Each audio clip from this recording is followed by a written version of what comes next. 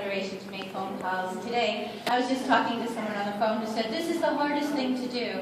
And I said, it's not the hardest thing to do because we know we're doing the right thing. So it's really my pleasure to be here with you. And at this hour, our grand total is $25,774. Woo! It's the second line. 27. 27. 27. Oh. Okay. Did I give it to you upside I down? didn't look at the bottom, I looked at the top. Sorry. 27,659. Work harder. Work harder. So I wanted to share briefly that when I was a student at the Jewish Theological Seminary for those 6 years, there was a woman who sat every day on a grate at the corner of 117th and Broadway with a cup in front of her, and she would beg all day long for money so that she could get herself something to eat. Every single day at 4 o'clock p.m. on the dot, a man would come, she would gather up her things, she would stand up, and he would take her place on the subway grate. As she was leaving, she would always, every single day, reach into her cup, take out some coins, and put them onto his plate before she left.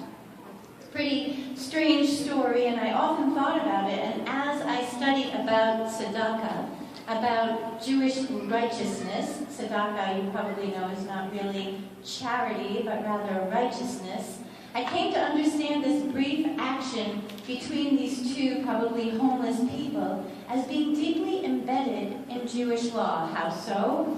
In Rambam's lessons on tzedakah, which is in Mishnah Torah, his laws actually explain everything about how we should give to other people in need.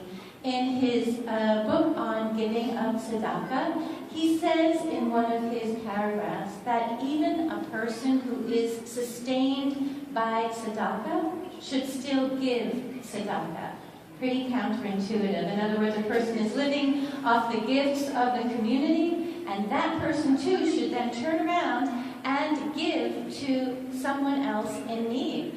Why should this person be able to do that? Why not just cut out the middleman? If I'm giving to Harry who's going to give to Joe, why shouldn't I just give directly to Joe? The lesson lies in the fact that in Judaism, giving of tzedakah is not only about the needs of individuals. Rather, it's about creating a righteous community, a community where everyone has the opportunity to give.